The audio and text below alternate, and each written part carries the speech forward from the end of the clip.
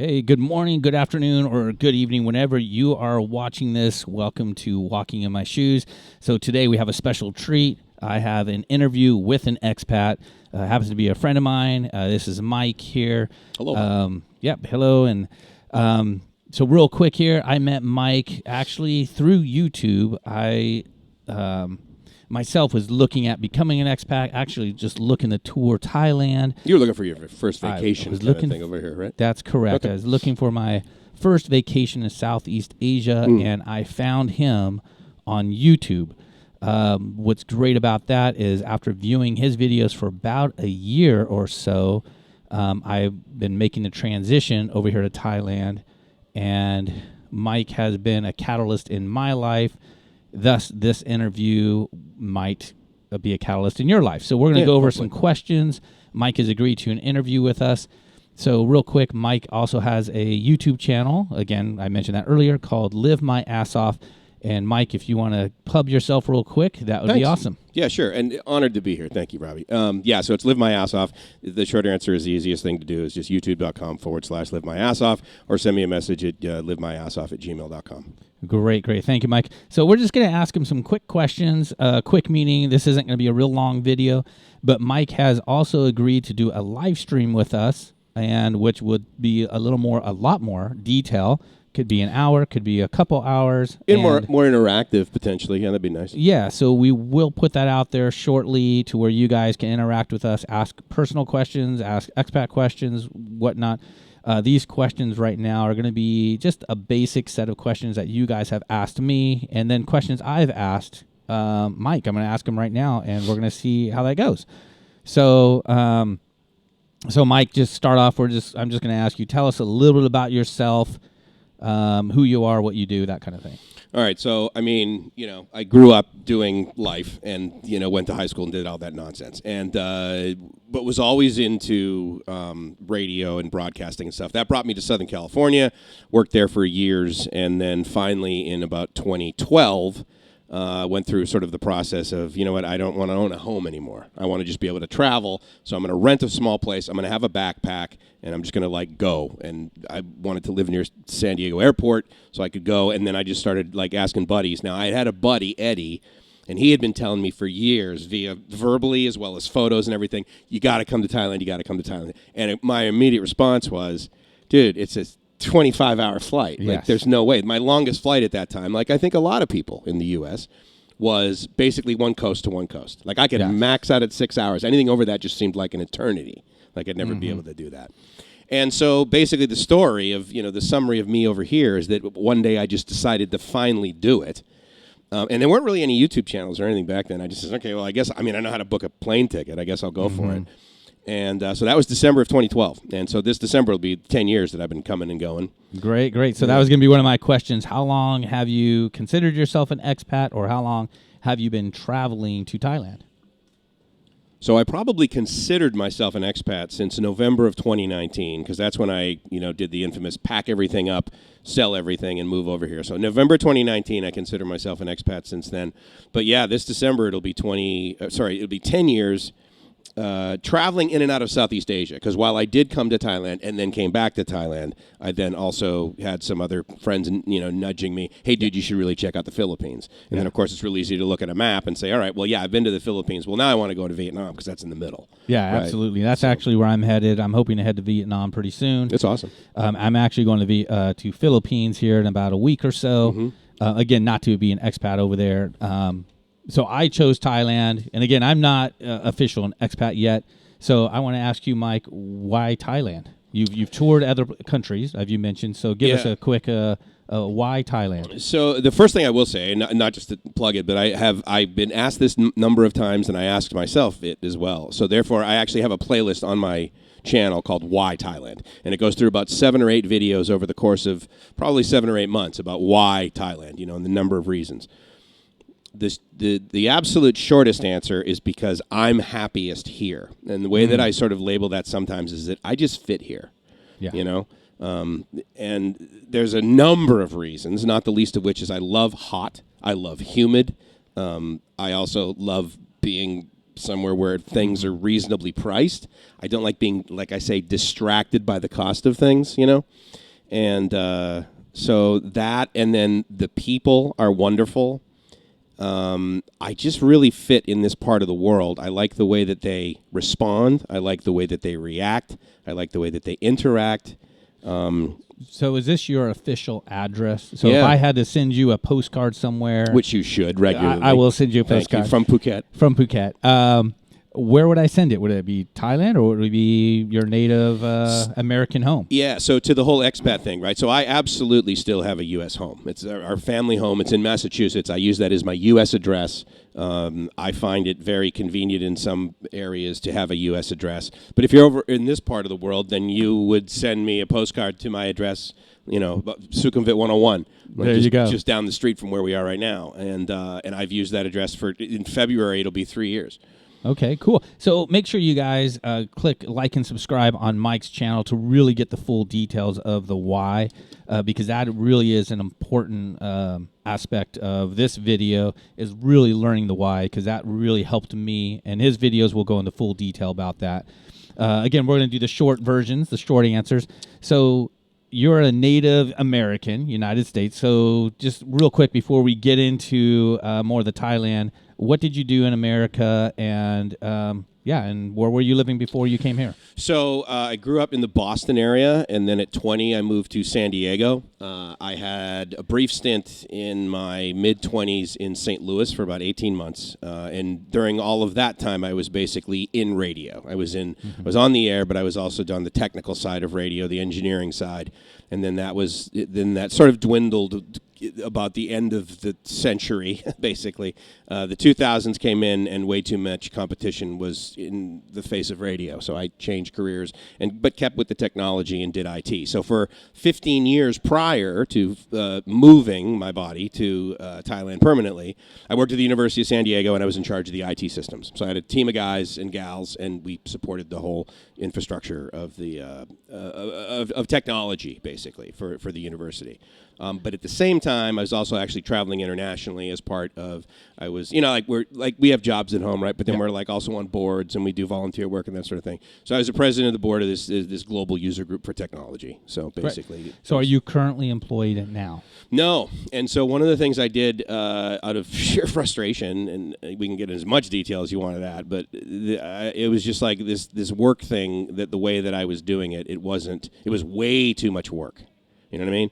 It wasn't mentally enjoyable. You mean working back in the States and then living here? And I had a real job, right? I had the infamous 9 to 5 at a university, and the nice thing about a university is you get a ton of vacation, ton of benefits. Yes. And so that, afforded me the ability to travel for months, actually, in between, and then sort of working remotely because it's IT, and then you can do that remotely, on a number of scales. But no, I don't have a paying job right now, and so it was like, I'm going to live off my savings effectively. So you've been here about 10 years. So the first part of those 10 years, you did try the whole working remotely to make money, and then you made the decision saying, "Hey, this is just too much. I'm not living my best life. I'm going to make a change." And so you're essentially retired, even though you do some side gigs. Yeah, I know. I can't. Retired's an interesting thing, right? For guys our age. Yeah, that's it's like, I'm going to totally retire, and then about 2 weeks later, you're like, I think I got this new project. Yeah. I got this new idea. So, Mike, real quick, you just mentioned a golden thing here. You said age. Just real quick, tell everybody your age. 54. 54. I just turned 54. Yeah. And so to retire in Thailand, there's a retirement visa. Correct. Now, I know you don't have that, but can you talk a little bit, what is a retirement visa? Mm-hmm. We won't go into tons of details, just enough to say what is a retirement visa and who can get one. A retirement visa is for someone over 50 that has approximately basically $30,000 in the bank that you can prove to Thailand that you have the means and the ability to live off of your own money and not leech off of their social system. And it affords you the ability to basically come to Thailand and stay for 1 year continuously without having to leave. And in that 1 year, you have a number of options, not the least of which is you will get a multiple entry visa. And again, if you guys have any specific questions about your scenario and recommendations about the retirement visa and, quite frankly, other visas as well, just shoot me an email, livemyassoff@gmail.com. If for no other reason than there is so much wrong data out there. Yes. It drives me bonkers. Or leave it in the comments, guys. Make sure you leave it in Yeah. the comments because I will respond back. Mike actually will I'll see him. respond back to answer the question. So there are retirement visas. There's different type of visas. And again, that's a whole nother video. But so, it basically allows you to live Yep. over here for a year without having to do anything. So, and then the other Basically. one, if you're not 50, there is a Thai Elite visa. So definitely you can go check that out. Just type Thai Elite visa in Google search and it'll pop right up. And that pretty much is you're buying a visa, essentially. Well, Do you know yeah. anything about the Thai Elite visa? Yes, I absolutely. I literally was like inches away from doing it because Same here. during COVID, it was the only way you could come into Thailand. And so it was the only way that I could get Gracie here. So I almost did it, and they tried to hard sell me. Of course, it's like, well, it's December, Mike, and in January the price of it goes up to 800,000 baht or something, and normally it was 600,000. This is for the 5-year version. And yeah, if you're under 50 and you want to stay here like super long term, that's an option. Be real clear though, you can't work on it, and that's illegal to do. And their goal is for you to basically be affluent, however you define that's a relative term, and come over here and just kick back. Yeah. And the elite program is not just a visa. Like you get, Other benefits. limo rides, golf tournament, all that. So it's really a pretty cool visa. Be sure if that's something if you're under 50, check it out. If you're 50 and above, honestly, I've learned just from my own experience and in talking with people like Mike that the options of an O visa, and again, there's different types. I'm mentioning O visa, but there's tons of different types of visas. When you're 50, the process isn't as painful as it seems, and there's tons of agencies. Again, leave a comment, and we'll talk about that, or you can shoot Mike an email. Again, Mike, what's the email address? livemyassoff@gmail.com. That's the easiest one. It all ends up in my inbox. Great. So, Mike, I'm going to ask you a few more questions here. Where in Thailand do you live? So the area is called Bang Na. A lot of people will say that I live in Bangkok, which I do. I live in there's the city of Bangkok, and then there's the province of Bangkok. I live in the province of Bangkok, and I live in sort of the community of Bang Na, which is, if you know Sukhumvit, then this is Sukhumvit 101. The BTS stop, a lot of people will describe where they live by the BTS stop. I live near Punawiti. Punawiti. And it's basically, a lot of people are going to know Asok and Nana and all that, okay? And then if you come south on the BTS, then a lot of times people, the furthest they would ever go would be on Nut. And that's still sort of a little bit of the city center once you get past Prakanong. But I'm basically about, 4 stops away from, city center. So essentially, a lot of you guys who are tuning in are familiar with Nana. It's an additional 10 minutes on the BTS, maybe 20 minutes to get to where we're actually at right now. So we're actually at we're at True Digital Park. True Digital Park, which is really close to Mike's home on Punawiti. Punawiti. Yeah. So if someone says it, I know I butcher the words. If you guys have seen my other videos, I do butcher the words quite a bit. Mike has some experience here. 10 years as an expat, you're pretty firm that this is where you're at and you're most happiest at. Yeah. Because that's important, correct? Yeah. Again, the slogan, you're like, live your best life, right? Yes. And for me, it's like, look, live the dream. If you're not, you're doing it wrong. And I totally trust me, I've done it wrong. So I know what that feels like. It's not just some fantasy. It's actually something that I work towards. But to your expat thing, I would say that really... I was a traveler until about November of 2019. Now, again, some of my travels involved several months getting an Airbnb, actually living in the community. But even still, I don't know. I understand why people say they are an expat because they don't live in their home country necessarily. But my parents, they moved to, the United States with green cards from Canada and lived and worked there and paid taxes, like a lot of them. And, they didn't become U.S. citizens for like 30 years. Wow. And now they are, and now they've been citizens for like 30 years. But the expatriation, in other words, I think a lot of people confuse it with me saying, hey, home country, go jump in a lake. I'm done with you guys. I'm not going to be part of you. I love my U.S. passport. Absolutely. U.S. passport is awesome. And I have a Canadian passport, too, which is really helpful because, when there was COVID, dude, people were like, hey, so if you have a U.S. passport, you can't travel to our country. I mean, it was a whole this new thing. No one knew how to react. So you're to dual. it. I didn't know you had 2 passports. So that's kind of cool. It is helpful. And I don't know how much it really helps. Of course, Mike can go into more details about that. So, Mike, you've been doing this for about 10 years. What I want to know is a little bit about your first trip here to Thailand, and then that process of you mentally making, wow, I'm going to live my best life here. In your case, I'm living the dream. Yeah. And just, again, people, when I would watch Mike's videos, one of the things that attracted me to his channel is just that, living the dream. If you're not living, which I think is an amazing, and I've taken a hold of that, and I'm all about, hey, live your best life. If you're not living your best life, you're not living. So, Mike, if you can answer that question about your first trip to the decision, wow, I'm going to live here in Thailand. So the first trip was, eventually I finally got up enough, I don't know what, courage, money, whatever, to say, okay, I'm going to get on the plane. So I get on the plane, and I've flown before. And obviously this was 4 times the amount of time. But it went by pretty fast. I flew over here on Thai Airways. If anyone knows of the companies that fly over here are infinitely more competent than the ones in the U.S. Let me just say that. The carriers over here are much better. Thai Airways is great customer service. I recommend that. I land here, and I didn't know what to expect. So I was like, okay, I had a little bit of the preconceived notions. How long was your trip booked for? 3 weeks. Okay, only 3 weeks, I was going to do 3 weeks here, and then I was going to fly back and hop and stay in Maui for a week, which I did. Okay. And so it was about a month that I was going to leave. So your first trip to Thailand is only 3 weeks. Yeah, because, I didn't, at that point, basically, I'd been the standard vacationer in the United States. 2 weeks of paid vacation a year, you know what I mean? Was it during Thailand peak season? Yeah, full on. In other words, I think my flight landed on December 15th. And, it was the most expensive time, for sure, to fly here as well as be here. Definitely. So when you booked that trip, you came as a single man. Yeah. What was the reason why, hey, I'm going to book this trip to Thailand for 3 weeks? What was the trigger? What was the reason for the length of it, or why did I even come to here? Why did you even come to Thailand? Basically, because I wanted to travel a lot, and a buddy of mine had been encouraging me to, effectively get off of North America. You know what I mean?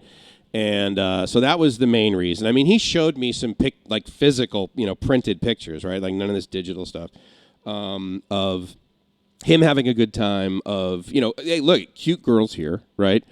Absolutely. But then he also shared that, look, dude, there's not elephants driving down. You don't commute on one of those. You know, there's actual cars there. They own gasoline. There's electricity for running water. And so I was like, okay. And then, he showed me pictures of the beach. Let's face it, dude, if you type in Thailand in Google, I would submit to you the first 10 pictures are going to be of gorgeous beaches. Absolutely. And by the way, those pictures are exactly the way it looks. They don't have to be doctored. So that's what's funny, right? Yeah. It's postcard. It's everywhere you're standing there and you're going, I don't have a $40,000 camera. I can't reproduce this. You can't. It's just it's spectacular. So whatever you see on Google or whatnot, it is exactly what you see here. So okay, so we book our first trip. You come here. Yep. I'm sure you're shell shocked. From that time to you making your decision, what was that like? So we're talking a big decision. You're 10 years ago. So let's see if your memory comes back here. Well, okay. So let's talk about that. Again, I didn't know what to expect, right? So I booked myself a room at the JW because it's not expensive here like it is in San Diego or Los Angeles. It's like $100 a night, which is free for JW in the U.S. So I land, I take the taxi to the hotel. It's 2 or 3 in the morning. Now, it's December 15th, right? So it's Christmas time. So I walk into this JW Marriott, and I'm thinking, okay, I'm in Thailand. Now, it's hot and humid, so that's a big difference. And this is in Bangkok. This is in Bangkok. Okay. And I look up, and there's this 40-foot Christmas tree. And I'm going, this doesn't look very Asian. This is kind of weird. They greet me in English. But then I'm like, okay, well, it's a JW, right? So they're going to be international. So whatever. And I'm awake. It's middle of the night. I slept on the plane. I text a buddy dude, what do I do? He's like, look, walk outside, walk down the street to Soi 4, and that is basically the Soi that you walk to where Nana Plaza's on the left. Gotcha. Okay? Gotcha. Perfect expat community for single guys. Well, it's 2:30, 3 in the morning, right? And I'm dude, this place is dead. What are you talking about? This is lame. I walk out there. All the bars are now closing, and the street is flooded with people, basically with girls.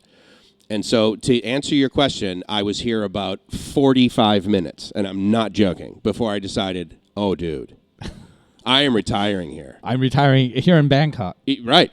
And then I went to Pattaya, and that just kind of leveled it up. Said, "Oh yeah, you know what? We are leading that way about Pattaya." So a lot of guys, their first trip, like my own, I came the first time here in November during peak season. I booked a trip for a few weeks with a bunch of buddies of mine. I ended up staying almost 3 months, 2.5 months, basically from November into January, right before COVID hit. And I landed in Bangkok, but I went straight to Pattaya. I did not tour Bangkok at all. Yeah. I had no idea, but I went to Pattaya, and like Mike, in the middle of the night, I arrive in Pattaya at 3 a.m. Yeah. You're energized. And like Mike, again, I pretty much came for the same reason. I had a buddy of mine, actually Tony Spencer, who probably be watching this video right now. I just called him out first and last name. He actually encouraged me to go, saying, "Hey, I'm going to show up." And Tony, by the way, you didn't show up, and here I am the third time. So make sure you show up. I love to. Oh, interesting. Yeah, he hasn't come back. So he convinced you, but he didn't come. Tony, you got to get over here, buddy. He convinced me. He'll come back, I'm sure. I know the whole COVID thing really slowed it down. Yeah, sure, for sure. Anyways, when I came over to Pattaya. Like Mike said, had an epic time, and within the first hour or two, I'm like, man. No, it was amazing. If this is what it's like, I think I want to stay here. I mean, not that I want to stay here right then and there, but I was with a group of guys, and of the group of guys, myself and another one, Brian, who might be watching this right now, have made a conscious decision to move over here and retire here and live my best life. Totally. And then yours, living the dream, which I love. For sure. So I don't know if you really answered that question or if I got it answered, which was the distance between, but you did say 45 minutes. Well, I can tell you it was less than a day, and then I did sleep. I woke up the next morning, and of course, my schedule's off, right? So I think it was like 6:37 in the morning, and you know this, but a lot of people don't. But basically, in many major cities, there's a main thoroughfare, right? And so here it's Sukhumvit, and then there's these little walkways where you can cross the street, so you don't have to walk on. Okay, so they have the stairs that go up. So I walk up on top of one of those, and I'm now over Sukhumvit. It's like 6:37 in the morning, and the city is starting to come alive. Yeah. And I'm looking around, and I'm like, okay, and I'm going through all of these preconceived notions or data or BS, quite frankly, that I heard from a lot of people in the U.S., not the least of which, it's dirty, it's unsafe, which is totally 180 third degrees. World country, which we'll be getting into in a moment. Third world. I mean, and I'm sitting there, and there's people on the street with little orange vests sweeping the street on a weekday. Yes. And I'm like, okay, first of all, I can see the pride that these people have in their country and their city. And it's a job. I get it, okay? Not every trash collector in the United States has pride in the United States. But they're sitting there and they're cleaning this stuff. And I'm watching the city come alive and everything. And then it was just because, look, so the first night I'm here, 30 minutes. Geez, Mike, why did you want to move the time? Well, because there were 27 girls around me, and they were all maybe this high and weighed 40 kilos. A single guy's paradise. And they're paying attention to me, right? Yeah. And I didn't have to do anything. I didn't need to take them to dinner, and have some nonsense conversation. It's like, okay, I get it. So, so that was part of it. But then, again, less than 12 hours later, I'm watching a metropolis, come to life. Come to life. So, you guys, I got to tell you, so when I first came here, and again, I didn't tour Bangkok at all. I went straight to Pattaya and then Phuket, and then I went home. Having been in Bangkok now for a while, would you? Because I do this. Would you recommend to guys that they come, land in Bangkok, check Bangkok out, and then go elsewhere, or go directly to Pattaya? Well, that's where I was going to go. So on my first trip, I didn't tour it. On my second trip, I went ahead and stayed a week in Bangkok first, which ended up being 2 weeks. Oh, okay. And I got to tell you, I'm not a big city guy. No, I mean, where I live, or my home in Pismo Beach, California, is actually really small, and I love it there. It's beautiful. But coming to Bangkok and this city, Mike said, coming alive. I mean, you guys can check out my previous videos. My walk at night is just amazing. Just how clean and how neat this city is. Oh, and safe. And you guys, Bangkok, I was shocked. You can watch all the movies in the world about Bangkok's Got You, or the whatever that other, not Wedding Crashers, but that one, where they're getting ready to get married, and it's Hangover 2. Hangover Part 2. Yeah. Which is, by the way, a lot of fun. I mean, I ended up touring that street called Soy Cowboy. Soy Cowboy, yeah. And it's a lot of fun. And you guys, this place is not third world, which we're going to get into. Maybe that's another video because there's a lot of other topic. videos actually we could talk about because it's neat having the contrast. I mean, you're a new guy. Basically. I'm a new guy. I'm a newbie to it. Now this is my third trip or my third trip. Third trip. Yeah. Now since being here, I've gone a couple other places in between. Like I've gone to the Philippines, and I am getting ready to fly out back to Phuket.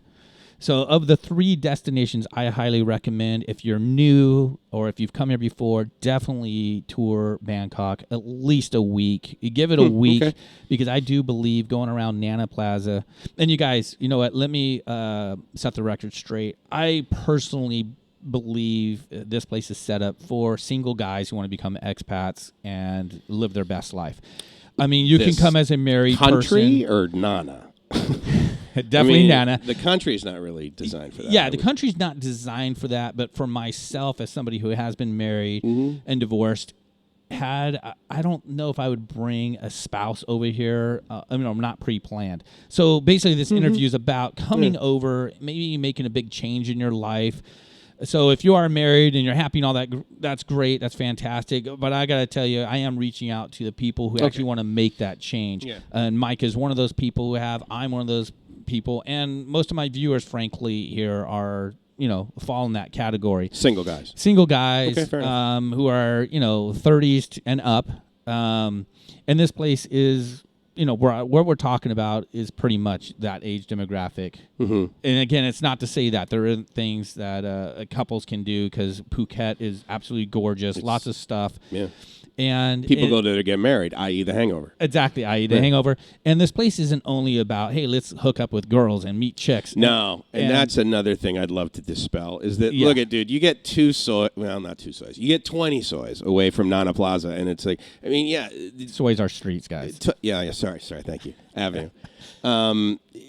The red light district is not all Thailand. Yes, there's Pattaya, which is basically a giant red light district.